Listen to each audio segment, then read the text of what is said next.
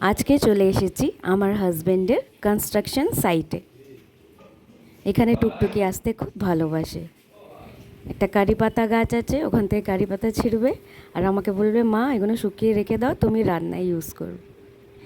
চলুন আজকের রেসিপিটা আমি এবারে শেয়ার করি। প্রথমে আমি নিয়ে নিচ্ছি একটু শোলা কচু, ওইটাকে আমি ছাড়িয়ে নেব।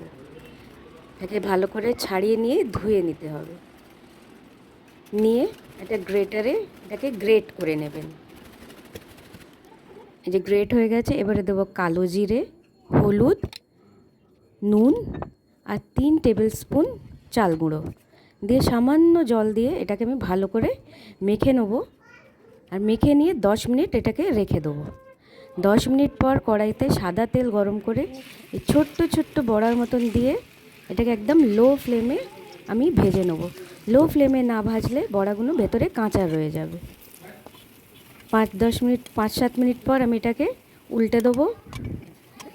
দিয়ে তারপরে দুদিকে একটু হালকা হালকা রং ধরে গেলে এটাকে আমি হাই ফ্লেমে ভেজে নেব। এর বড়াগুলো রেডি। ভিডিওটা পছন্দ হলে একটা লাইক করবেন আর আমার চ্যানেলটা সাবস্ক্রাইব করে নেবেন।